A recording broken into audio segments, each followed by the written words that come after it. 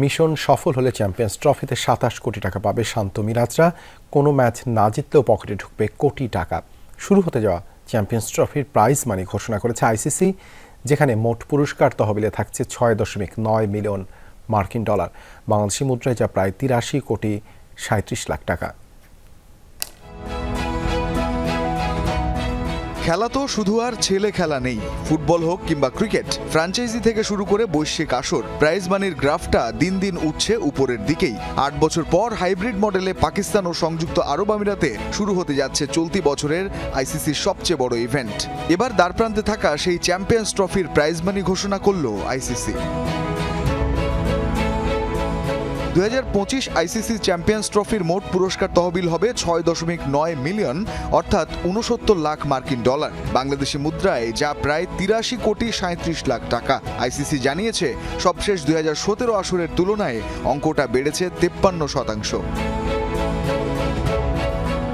Champion দল পাবে ২.২৪ million, অর্থাৎ ২২,৪০,০০০ ডলার। সুতরাং বলা যায় বাংলাদেশি মুদ্রায় ২৭ কোটি ৬ লাখ টাকা পাবে এবারের আসরের চ্যাম্পিয়ন দল। টাইগার অধিনায়ক নাজমুল শান্তর বলে যাওয়া কথা মতো মিশন শেষ হলে টাইগার স্কোয়াডে থাকা প্রত্যেকের ব্যাংক অ্যাকাউন্টে ঢুকবে কোটি টাকা। শান্ত মিরাজরা রানার্স আপ হলে পাবেন ১১,২২,০০০ ডলার, বাংলা টাকায় পরিমাণটা ১৩ কোটি ৫৩ লাখ টাকা।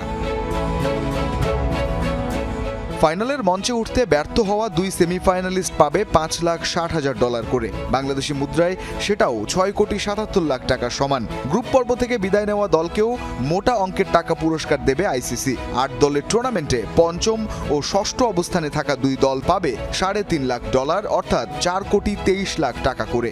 ৭ ও ৮ নম্বরে থেকে টুর্নামেন্ট শেষ করলেও কোটি ছোঁবে অঙ্কটা, তারা পাবেন ১,৪০,০০০ ডলার, অর্থাৎ বাংলাদেশি মুদ্রায় ১ কোটি ৬৯ লাখ টাকা করে। গ্রুপ পর্বের প্রতিটি ম্যাচ জয়ের জন্য দলগুলো পাবে ৩৪,০০০ ডলার, টাকায় যা ৪১,০৮,০০০। কোনো ম্যাচ না জিতলেও টাকা পয়সা নিয়ে মন খারাপের সুযোগ রাখেনি আইসিসি। টুর্নামেন্টের ৮ দলই এমনিতেই পাবে ১,২৫,০০০ ডলার করে, টাকায় গুনলে যা ১ কোটি ৫১ লাখ।